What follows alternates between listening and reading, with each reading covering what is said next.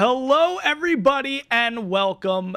I am so excited to say this. I mean, look at this, James. We are in our brand new studio, the Den at FOX5 Las Vegas. It's going to be a whole new show. I mean, the show was good before, James, but feel a lot different. But now this show is going to be taken to a whole nother level. We got so much great stuff to talk to you guys about. We're going to be talking about Coach Prime today. We're going to be doing a little fantasy football talk. James and I are going to be sparring when we talk it's gonna be ugly. It's going to be ugly. That. It's going to get ugly there. And we also got pickleball. So make sure you tell all the moms. Tell your mom, tell your grandma, tell everybody in your neighborhood. We're going to be talking about some great pickleball stuff happening at Fontainebleau, Las Vegas. James, first of all, look at this tape. Let's look at this room. Look at this table. It's wide. I don't feel as restrained in here. You know, there's a lot of room for activities. Yeah, of course. As Will Ferrell would say in Step Brothers. Look at this table, ladies. If we were in the Titanic and I was Jack and you're Rose, both of us could fit on this. Both of us could absolutely fit on. Even Billy Zane could fit on. I mean, they both could have fit on that door too. But that's a whole. That's a bad thing. What did you feel about that when you watched Titanic? I thought Rose was selfish. That's what it felt like to me. But again, you know, I also wasn't on this ship at the time. So. That's a good dating prompt. Like on Hinge or Bumble, you put that, like, was Rose selfish and should she have made room for Jack? The answer is yes. She was selfish and she should have made room. I agree. I think Jack should have tried a little harder to get on that. It's not all on Rose. Jack didn't do his due diligence there. That's true. Listen, you're not a Kate Winslet guy. You're a Sydney Sweeney. Sydney Sweeney's in your top 10, right? Top 5? She's my top 3. She's in your top. Who is your top 3? Oh, goodness. Off the top of my head? Yes. No order. Sydney Sweeney. Okay, no order. Sydney Sweeney. Selena Gomez. Okay, we love her. Only Murders in the Building. Great show. Camilla Cabello. Ooh, is that how you say it, Cabello? Yeah. Okay. I think that's the...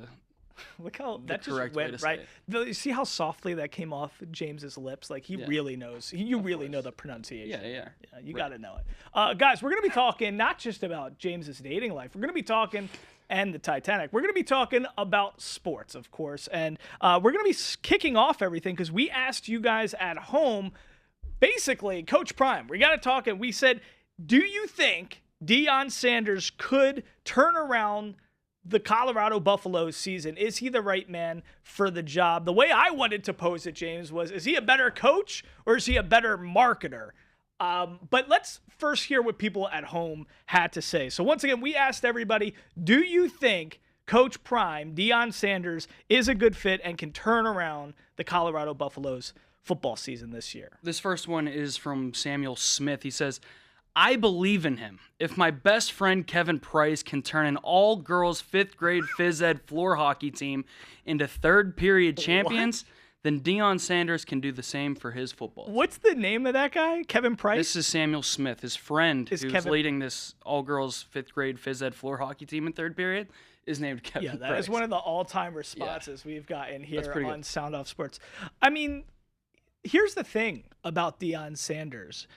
They're relevant. Now, there's a distinction between relevance and being good. Those are two different things, James. So, listen, has Coach Prime made Colorado a relevant football organization where nobody was thinking about them? Yeah. Sure. We haven't heard anything about them since Eric Bieniemy was a running back there. Exactly. And, so he's made them relevant. That was job 1. Job 2 is to get some wins, because nobody's going to football field. Yes, because nobody's going to care about the relevance anymore if they're not winning. Correct. So I think he's done a good job, and he was tasked with making a football team relevant, which is not easy when nobody's talking about it. So I don't want to just jump over like, oh, okay, like he's getting all this press because now a Denver Post columnist can't, talk to him and all this stuff, and we'll get into that. But at the same time, we got to remember he really did make Colorado football extremely relevant and the story of the college football season last year. He put them on the map, right? Because, as you mentioned, last season, at this time, all anybody wanted to talk about was Colorado football. And before Coach Prime had gotten there, come over from Jackson State. Was it Jackson State? Yeah. I almost said Jacksonville State. Came over from Jackson State. They were the biggest story in college football. Colorado football, who before that, you heard nothing about. I didn't know anything about the Colorado Buffaloes. I didn't know anything about Folsom Field. how cool of a school, how cool of a football program it actually can be until Coach Prime got there. And now here's my question, and this is the question I want to pose to the audience, because this is really what I thought we should have asked everybody at home: is he a better coach or is he a better marketer? And those are two different things. And in today's college football landscape, with NIL, with transfer portal, with all these things, being a good marketer, that actually stands for something, you know? And it's kind of like, I think Nick Saban was a tremendous coach, but he was also a great recruiter. It's kind of like the John Calipari thing in college basketball. But the question is Deion Sanders a better marketer or a better coach? And at this juncture, I would have to say he's a better marketer. I don't think that's even a question. I think, of course, he's a better marketer. But that's okay. You can do that. You know what I mean? Where Deion Sanders has a lot of potential as a head coach because of, for lack of a better word, the clout he brings to the position, right? He has so much potential as a recruiter, and he shows that off.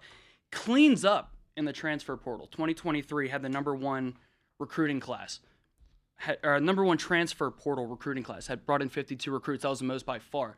2024, this year, number 8 transfer portal recruiting class, brought in 43 recruits. That's the most by far. The problem is, that's all he does, it seems, is he only does transfer portal recruiting. And I don't know if that's a good or a bad thing.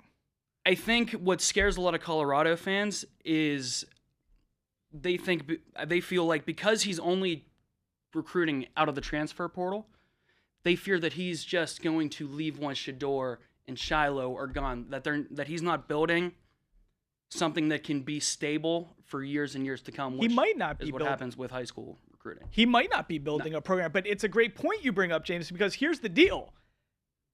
From last year to this year, 44 transfers on this football team. It's the most in FBS, meaning you need a little bit of a foundation. You need a little turnover to create a culture, to create a locker room. You need that kind of stuff. So just having people in and out the door constantly is not a great thing. And here's my other concern.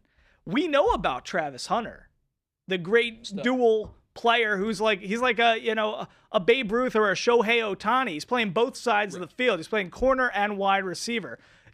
Incredible stuff. So we got that with Travis Hunter. We know his son, Shedeur Sanders, is going to be an incredible bona fide quarterback, probably even at the next level. Both Travis Hunter and Shedeur are going to be top 10 NFL picks, we can assume. Yeah. The question is, after skill positions, what's going on the line?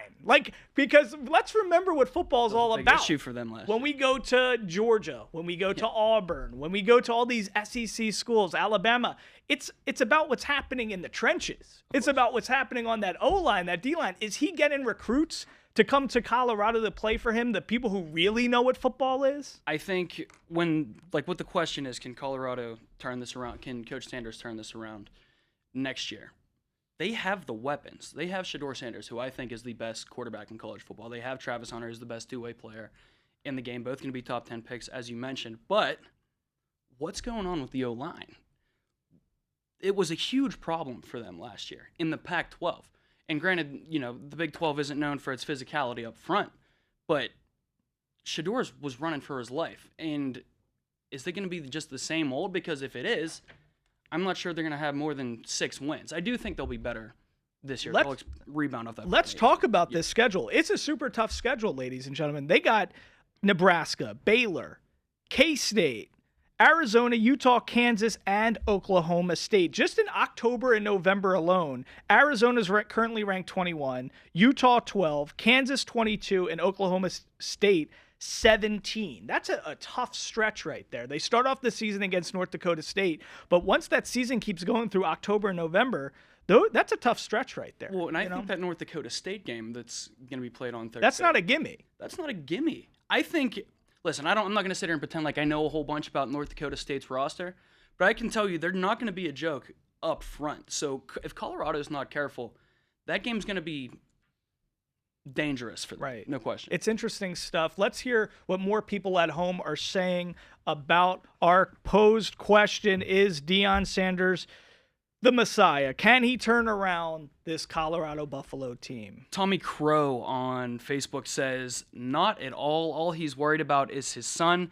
His son couldn't carry the team last year and won't do it this year. Well, let's talk about Shedeur. I mean, Shedeur just signed an NIL deal with Nike 30 years after his father had signed a deal with Nike. Listen, it's all about bling. It's all about showmanship. That's what Dion is. That's who he's always been. And let's not make it like he wasn't one of the greatest football players of all time. He might be he might be the best corner of all time. There's probably a conversation with that. I mean, from San Francisco to Atlanta to Dallas. I mean, Florida State, he was tremendous. So, I mean, there's arguments to be made. He's a Super Bowl champ. He knows what it takes to build a winning culture and to put your team over the top and to win. He certainly knows that. The question is he more consumed with himself and Coach Prime, or is he more consumed with actually making this a program that's going to, like you said, James, going to continue for years and years and become a staple of the college football landscape? I don't know that. I think that's a question that,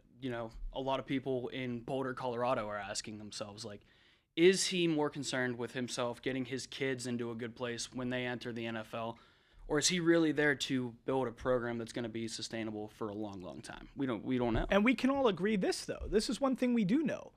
College football is a lot more fun with Coach Prime. It's a lot more fun 100%. If Colorado and the Buffaloes are good. I'm hoping for this. I'm not against him at all. I want this to be an exciting team, a team that's competing for that college football playoff. I want them to be one of the 12 because the ratings, if they did would be through the roof, of course. Like I said, they're not going to be in the playoff. I think Utah probably wins the Big 12 pretty easily.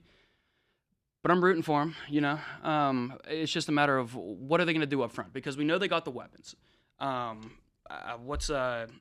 got that Horn Jr., they got Travis Hunter, a new running back's going to be starting for them. And Shedeur, when you have the best quarterback in college football, really, who's to say that they couldn't make a run? You have Shedeur Sanders. I mean, he's a Jaden Daniels type of dynamic player. We got 2 more responses, James. Let's hear what more people at home are saying. This is from Loida D. Escudero. You're going to really like this one. Subprime is a garbage coach and coached Shedeur garbage habits to hold the ball forever and take sacks rather than incompletions to pad his stats. They will get rolled in the Big 12, and Subprime will abandon the program as soon as his sons are drafted. See, I don't agree with this exactly because, like you said, this is a much different thing. If Shedeur was playing at Ohio State, if he was playing at Alabama, if he was playing at one of these top-tier programs where the trenches and the O-line is off the charts incredible, right? I would be afraid to see what his numbers would look like. It would be incredible. Sick. Because he was holding the ball and trying to make things happen because he was running for his life, and I don't think he had as much help as people think. He really has. Sure, he has Travis Hunter. He's got some good skill players, but when your O-line is taking a beating and you're on the run from the get-go, right from the snap, it's not so easy. It doesn't matter who you are. If your O-line's not giving you any time at all to feed your playmakers the football, it's not going to matter.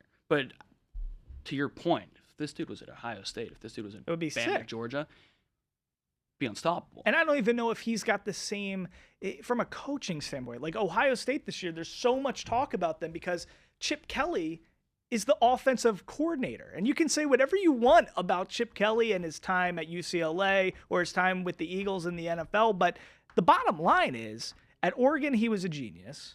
He knows, he knows how to get wide receivers open. He knows how to scheme running backs. He knows how to put points on the board. And if you're at Ohio State and you're in that system, you're going to have a deadly offense. So it's not like Shedeur. I mean, they're paying him like a few mil, I believe, just to be the offensive coordinator at Ohio State. So, I mean, I don't think Shedeur has anybody with that pedigree on this coaching staff that really is a schematic kind of guy, right? Well, their OC is Pat Shurmur. Oh, is it? Yeah. Just actually learned that before we came into here. So I mean, they have a lot of like when you're Coach Prime, you have that kind of pull. You have that sort of gravitas to where you can pull not just the best recruits, but the best coaches as well. I know Warren Sapp's on that staff. Right. Like former big-time Hall of Fame NFL guys. So now is Pat Shurmur the offensive mind that Chip Kelly is? Probably not. No. But still more, that's better than I anticipated, actually. All right, so we got one more response. Let's hear that. This is Dexter Hins. He says, nope, the hype is gone. Hype is gone. See, it's amazing how many people are feeling that. That's the sentiment. The obsession and the falling in love honeymoon phase with America and Coach Prime. We were in the honeymoon phase for a while. He was on the cover of every magazine. He was on every show. You couldn't look anywhere on social media without seeing Coach Prime with his shades and his hat and all that stuff. And now the narrative is, and the sentiment across America is like, they're done. Forget them, and he's not a great coach. I don't believe it. It's really, really hard to unsee the way last season ended for them.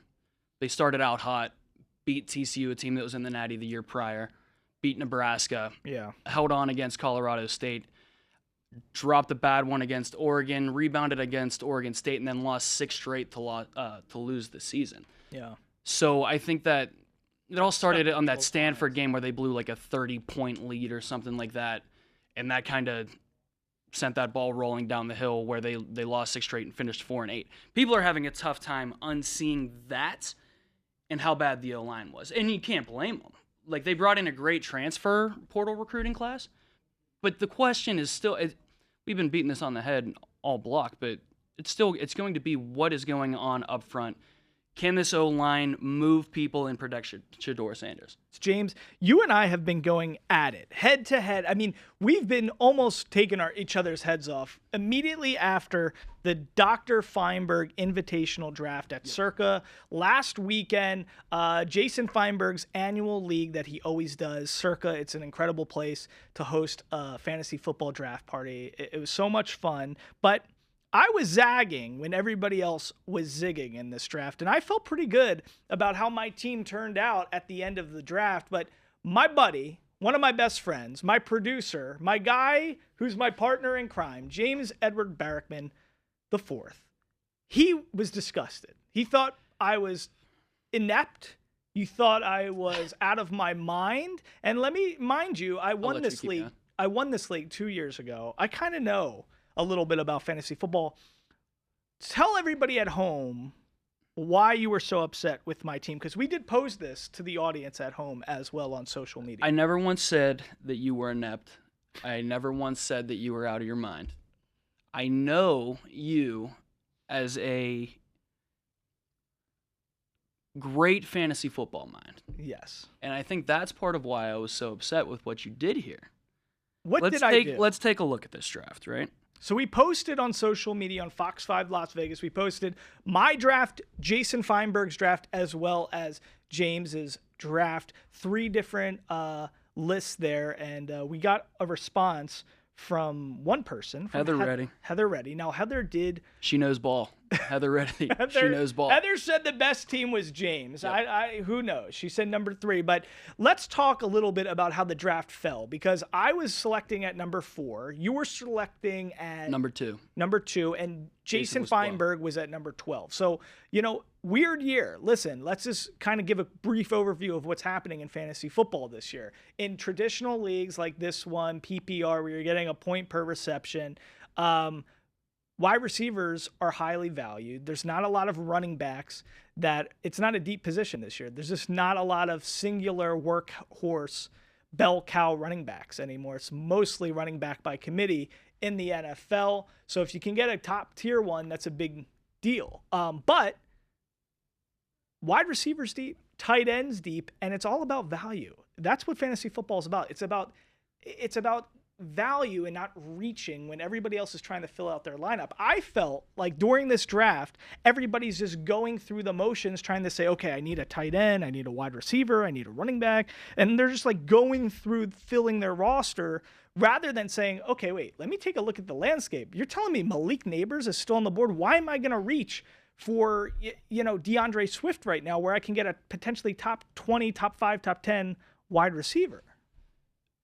I know that you're all about value, and value is a great thing in fantasy football. You need to look at that sort of thing. What you took value and took it somewhere where it's not supposed to be. You were all about value to a fault. Let's look at this roster here. Okay. You took Bijan at what, 4? I took Bijan Robinson at number 4. And can we go back here to the first overall pick was Breece Hall. Right. Dave Hall. Bananas. Took Breece Hall. That was a shocker. Derek Stevens, owner of Circa, was there to make the call. It was a very exciting moment. But Breece Hall went number 1, meaning at number 2, you got a gift. Santa Claus came to Circa to give you a present, James. I got Christian McCaffrey at number 2 of a fantasy football draft this year. And if you follow fantasy football, if you're getting Christian McCaffrey at 2, that's a gift from heaven. Yeah, so you got Christian McCaffrey. Then 3 was Tyreek Hill. That sounds right. So Tyreek Hill goes number 3. And then I was in this predicament. You know, this is prior to CeeDee Lamb getting his contract extension. I don't typically love rooting for the Cowboys as a Philadelphia guy who loves the Eagles, so I probably wasn't going to go that direction anyway. But I kind of was thinking maybe Amon-Ra St. Brown, a solid guy who he's in the same system, same quarterback. He's always going to give you consistency. So I was thinking about him. Justin Jefferson, I love, but I'm scared of the quarterback situation. Kirk Cousins is in Atlanta. Sam Darnold's the QB. What's the deal there? And then, Jamar Chase. He's out. He's been holding in, not partaking in any training camp or practice or anything like that because he wants a contract extension. And we got to worry about Joe Burrow's wrist. So tons of question marks there. I figured, you know what? I'm going to go Bijan Robinson. He's got a new offensive coordinator in Zach Robinson coming from L.A. with the Rams with Sean McVay, who we all know what Sean McVay does with his running backs and all that stuff. So we love Zach Robinson. Raheem Morris knows Bijan really well, wants to give him the ball, knew him even prior to his rookie season as I interviewed Bijan last year on Sound Off. So I'm big on Bijan this year, so I took him there, and you have no problems with that. I love Bijan at 4. I probably, if I was in that 3 spot, probably would have taken Bijan over Tyreek. Okay, so we're okay there. Yeah. Here's where the narrative changes for James. So you take Bijan at 1. At 1.4, I should say, the 4th overall pick of the draft. And then you don't take another running back until the 2nd, 3rd, 4th, 5th, 6th, 7th, until the 8th round. Now, why did I do that? Why did 1, 2, 3, 4, 5, 6 rounds without taking a running back after you took Bijan? We don't need Watson or Sherlock Holmes here to explain why I didn't do this. Because explain the picks that I took. As it goes, the draft order goes all the way down, and then it comes back, and then who did I take? It's a snake. It's a snake. It's a snake. So you take Marvin Harrison Jr., good pick at 2. I'm fine with that. You come around for your 3rd pick, you take Cooper Kupp. Your 4th pick, you went with Malik Neighbors. Okay. While there was an Aaron Jones or Ramondre Stevenson still on the board. So you're telling me I should take Ramondre Stevenson? Probably the Patriots are going to be the worst team in the NFL. I'm saying that there's an argument to be made. I wouldn't have taken Malik Neighbors just because I love Malik Neighbors' talent, right? No question about it. Right. I think he's the most talented rookie wide receiver more than Marvin Harrison in the NFL. And yes, 100%. Wow. I don't trust Danny Dimes, Daniel Jones. I don't trust that guy to get anybody the football, and that's like, when you're looking at it from a fantasy perspective, I'm leaning away from Malik Neighbors, at least until he gets a new quarterback. So you go with Malik Neighbors with your 4th overall pick. You still don't go with a running back with your 5th round pick, and you go with Michael Pittman. Stud. There was a DeAndre Swift and a James Conner still on the board at that time. We come around for your 6th round pick. We still are not taking a running back. Because who is available? Tank Dell, who Stud. You took the Texans' 3rd wide receiver. We don't know how that's going to play out. Receiver. He might have a better year than Stephon Diggs. He might have a better year than Nico Collins. We don't know how that's playing. He might, but there are a lot of mouths to feed in that offense, right? Okay. So we come around to your 7th pick, quarterback Anthony Richardson. Quarterbacks are going off the board. Still not going for a running back. You didn't have a quarterback. A lot of people have him as potentially finishing as the number 1 quarterback in fantasy. Listen, fantasy now football at this point, fantasy football is all about trying to win. You play to win. You're not playing to like, ooh, I want a nice quiet, solid team that's going to get me over the hump every week, blah, blah, blah, blah, blah. No, it's about trying to win. You want to go big or go home. That's what fantasy football is about. Anthony Richardson is a guy like that. We saw the dude was scoring 18 points before like the first quarter ended in the few games he played last year. I mean, he's going to be rushing for yards, rushing for TDs, goal line carries, throwing the ball. He's got Shane Steichen, one of the greatest offensive minds when it comes to quarterback play. We all remember how he was with Jalen Hurts in Philadelphia. He's going to be doing that stuff with a full year now of Taylor and Anthony Richardson. So listen, I'm super excited, but I get what you're trying to say. So we're in round 7 now. And, and I have one running back. And you have one running back.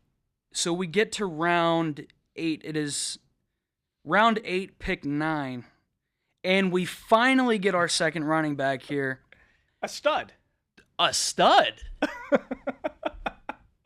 Tony Pollard?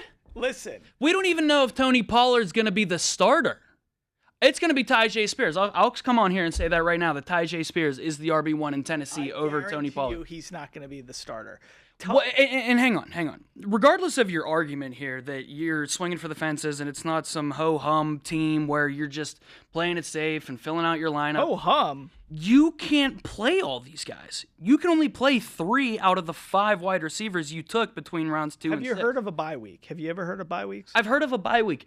But at this point, you still don't have an RB2. Who are you going to be starting at RB2 on your bye? Well, let me tell you what I did. And also, you don't have a tight end. You're not telling the full story to everybody. I have TJ Hawkinson. He's going to be fine. He's out the first 4 games. You don't have a tight end for the first 4 games. I'm going to be doing the waiver wire with tight ends. Listen, people were... One team drafted Mark Andrews and Kelsey. One team drafted in back-to-back rounds. Stage 5 Klinger, Matt Kling, who also works here, he drafted Dallas Goedert and Brock Bowers, like in middle rounds. Like these guys were going before Michael Pittman. You can't take Brock Bowers or Dallas Goedert ahead of Tank Dell or Michael Pittman. You just can't. Your tight end situation isn't really what bugs me. It's your RB2 situation. To me, that's a crime against humanity. In fantasy football, it's all about value. You cannot take a wide receiver in a league where people know what they're doing. If you're trying to argue value, third round picks. If you're trying to argue value with me, that you were picking based on the value of these wide receivers that were falling to you, while your RB2 is Tony Pollard, I don't care. You're wrong. You are wrong. In the world of fantasy football, you are wrong. I'm not, because look, if we go by ADP, I had the best score out of ADP. We also, listen, fantasy football, the draft is just about setting you up for success. That you have to throw that out the window. I put together, it's like I was trying to build a roster. I'm trying to construct a roster that's going to put me in the best position to succeed. So now, when you have Marvin Harrison Jr., Cooper Kupp, Malik Neighbors, Michael Pittman, Tank Dell. You don't only play wide receivers in fantasy football. That is true. Hold on. You can always count on injuries. You can always count on somebody popping and somebody not popping. So out of those guys now, I'm going to be able to decipher who is having the best year, who's just a stud for this freaking season, and I'm going to be able to put them into my lineup. Now, here's the story that you're not telling everybody at home. No, the story is you have great wide receivers, but you don't have an RB2 or a tight end. Bijan Robinson. I said RB2. We know you have an RB1. Hero running back strategy. Here's what I did after that. Tony Pollard, Jalen Warren, and Chase Brown. Let's go from the bottom up. Right. Chase Brown, a lot of talk out of camp. He might be the starter. Second-year player, rookie last year. His brother, Sidney Brown's on the Eagles. We love both of these guys from Illinois. Listen, Chase Brown, he's getting a lot of talk. It's either going to be him or Zach Moss. I feel like Zach Moss was more benefiting off that O-line in Indianapolis when Jonathan Taylor was out, and I think Chase Brown's really the more talented back, so I think he's going to be... Chase Brown will benefit from having been there for his rookie season already. So I'll give you Chase Brown. There's a good chance, the way fantasy football works, the running back position, it's so up in the air. You never know what's going to happen on these teams. I'd rather not just say, you know what, I'm going to go for a middle-of-the-road vanilla scoop of ice cream in, Aaron Jones or something like that, where I can instead When get instead you cookie could dough. scrape the bottom of the barrel I and might get have that, Rocky that last Road. I melted might have bit. cookies and cream here with Chase Brown. Why would I settle for like a plain scoop of ice cream so I can't can get believe somebody? that you're even trying to argue for So what your after RB2 Chase situation Brown, looks like. you'll also have Tony Pollard and Jaylen Warren. Jaylen Warren's perfect for PPR leagues. Jaylen Warren's not a starter. I love Jaylen Warren, but he's not the starter. He could be the more talented back. We'll see what happens with him and Najee. I think Arthur Smith leaving Atlanta, becoming the OC in Pittsburgh, he might like a downhill runner like a Najee, in that Derrick Henry type of role that he used to have. So Najee might be. But listen, Jaylen Warren's a talented guy, makes his way on the field, catching passes, all different kinds of stuff. So you got to like him. And then listen, Tony Pollard. I don't know if this has ever happened. That was actually the one that I have the biggest problem. I know. And let me ask you this, James, because have you ever broken your leg? No. You haven't? Never broken my leg. Okay. Thankfully. Tony Pollard broke his leg 2 years ago. He plays last year for Dallas.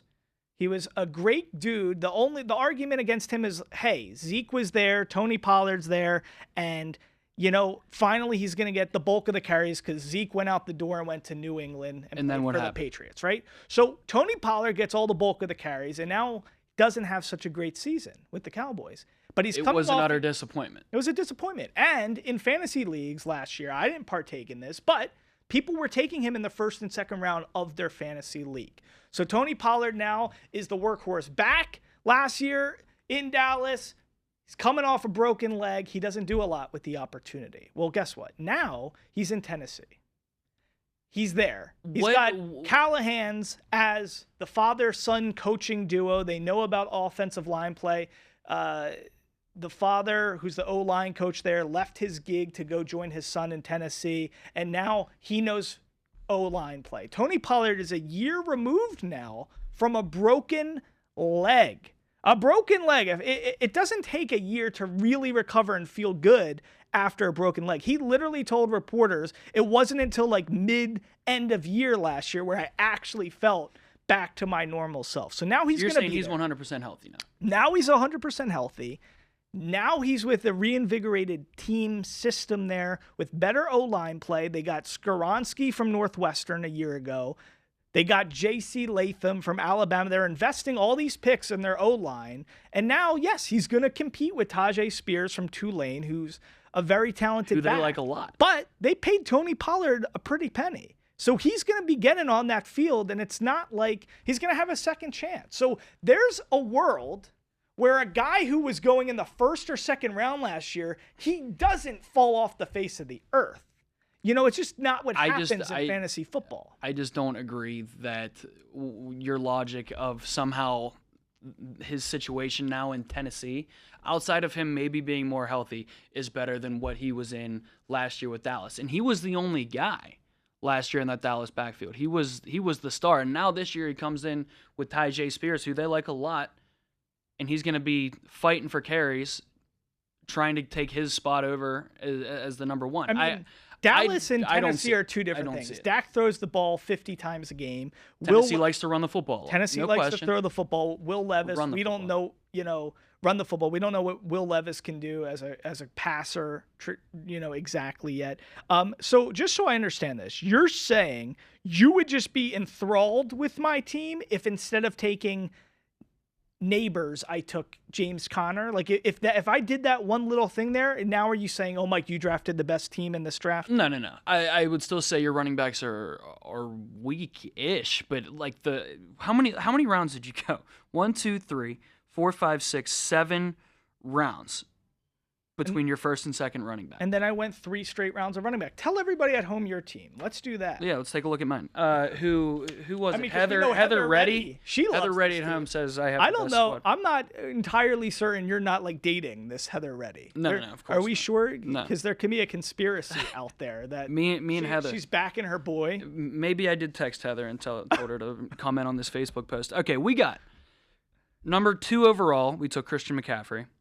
Then we went with the number 1 overall tight end in the late second round with Sam Laporta. Went Mike Evans with my 3rd round pick. Didn't love that pick. Needed a wide receiver. And I know that's not what you want to hear because you're all about value, not drafting for need. And usually I'm the same way. Went with Mike Evans in that spot. Jalen Hurts, 4th round. Aaron Jones, DeAndre Swift, 5th, 6th. Xavier Worthy, Keon Coleman, 7, 8. Devin Singletary, 9. Adonai Mitchell, 10. Luke Musgrave, 11. Ty Chandler and Tyrone Tracy, 12, 13. Xavier Leggett, 14. This team of mine is balanced. Very, very balanced. Is balance? Does that win a fantasy football championship? Yes. Balance? Yes. A team that looks as balanced as this wins the fantasy championship over a team that doesn't have an RB2 dude, or a tight end. Week in, week out, I'm going to crush you. If we played each other every week, the it's only gonna concern, dude, it's sick. You're not going to be able to fill out half your lineup. Dude, you can't play the 5 wide receivers you took every single week. I don't have. You can only play 3 of them. Let's talk about your wide receivers for a second. Here we go. You have better wide receivers than me. We'll give you that. Hold on, but you don't even have. Everything's a question mark with your wide receivers. You have a question mark. Mike Evans is solid. After that, and he's a walking 1,000-yard receiver. I love Mike Evans. Yes. After Mike Evans, it's kind of like my Bijan situation, right? You have Xavier Worthy, a rookie who ran the fastest 40, is now on the Kansas City Chiefs. I love me some Chiefs. Give me all the Kansas City Chiefs. The question is, though, he's got Rashee Rice. He's got Hollywood Brown. He's got Kelsey. He's got a lot of people competing for carries. Pacheco, a lot of weapons. So we'll see. Could he be? He's like a 4.3 40 guy. Could he be? Yeah. His new Tyreek. Is he Kadarius Toney, or is he going to be actually somebody in that? You don't know. So, but it's a question mark. Keon Coleman, rookie. Another rookie. The Bills drafted. They Those don't have are 2 Stephon Diggs wide anymore. receivers, though. We don't despite know. them being rookies. Shakir could be the number 1 guy there for Buffalo. I think don't they're tell me really about Khalil Shakir being the number 1. He could be the number 1 guy there. The other thing is, it's really probably going to be Dalton Kincaid, a local Vegas kid. He's the tight end. He's going to be the favorite. It's like the Kelsey situation. He's going to be the Kansas number 1 City. receiver. So I mean, at tight end. When Adonai Mitchell is competing for a roster spot in a 12-team fantasy league, that's not great.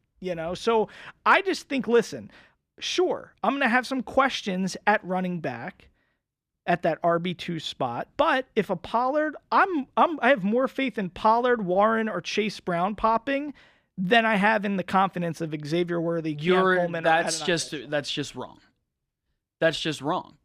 Trying to say that you have more confidence in who even is it? Tony Pollard, Jalen Warren, and Chase Brown. One of them to pop as an RB2 and to actually be like a stud rather than Xavier Worthy or Keon Coleman popping as a wide receiver too, or Adonai Mitchell or Xavier Leggett. Because the difference is crazy talk. Because the difference is, for everybody at home who's trying to follow along here, Xavier Leggett, Xavier Worthy, Keon Coleman, those are guys that pop year 2.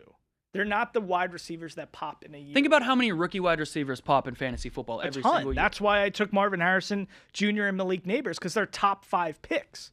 You got to look at situation, too. Top 10 picks. I think Marvin Harrison's in a great situation. He's probably going to be the number 1 rookie wide receiver, no question about that. Malik Neighbors, who, again, I love as a talent, doesn't have a quarterback.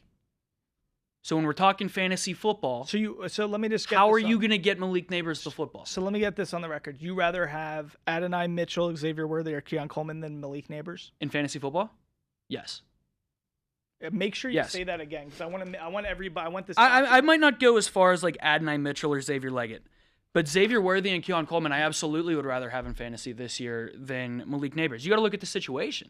While I love Malik Neighbors, I think he's the most talented rookie wide receiver in the class by far. You have to look at situation. And I love Brian Dable, great offensive mind. But he's having a tough time overcoming Daniel Jones, who we've seen year after year has not been able to get his top guys the football. Listen. I'm big on situation. I don't love Danny Dimes. He's $100 million guy. He's got a lot to prove. I think he's capable of getting the ball to a guy who's a bona fide talent. I think they were vacant. They didn't have any talent on that they roster had nothing last for a long time. So I don't know if there's a difference between struggling to find a receiver and it's like, do I load on the passes to Sterling Shepard? That's a different thing than Malik Neighbors. So I think when that's the case, Danny Dimes, he's going to be an idiot if he doesn't try to target this guy 20 times a game. I mean, that's the bottom line. He was literally dealing with Sterling Shepard and throwing to Darren Waller, who didn't even want to play football anymore. So, I mean, now it's like, Danny, if you don't throw the ball 20 times to Malik Neighbors, I can't help you. But I'm pretty sure he went to Duke. He's smart enough to figure out. Smart guy. No I question. got to throw the ball 20 times to Malik Neighbors. I've watched. He's the 5th or 6th pick of the draft. I've watched Daniel Jones enough to feel conviction behind my thought process here. Daniel Jones is going to have to prove it to me as a quarterback before I draft anybody, any wide receiver or pass catcher on that Giants offense. All right. I think we're just going to have to agree to disagree. Do we want to tell everybody at home real quickly before we go to the break? Do we just want to recap Jason's team real quick? Yeah. We have Puka Nacua was his first overall pick. He was at the end of the first round, 1.12. So we had those back-to-back picks. He went Puka, then Saquon Barkley. Love 3 and 4. Yeah, I think that's a great one too there. Nico Collins, Devontae Smith. I'm not as much. I don't know how do you feel about the Houston wide receiver room? I know you like Tank Dell. I love C.J. Stroud. Love me some C.J. Of course. Stroud. Super stud. Now, of course, he's got Tank Dell. He's got Stephon Diggs. He's got Nico Collins. To be honest, I love Nico. I just don't know if I have enough faith in the ADP situation, average draft position, if Nico is that much different than a Stephon Diggs. If Diggs is that much different from a production standpoint of a Tank Dell. And I know, Tank Dell and CJ built up a rapport. Same with Nico. CJ championed for Tank Dell to be on that get team. on the team in the first place. Exactly. Yeah. So I love Tank. He's a burner. I think he's a baller. The dude, didn't he get shot in the? He shot himself. He was in the wrong place at the wrong time. It was at a pool party in Florida. So he got shot, and he's even back there. But he's back. He's back in like a week. So he's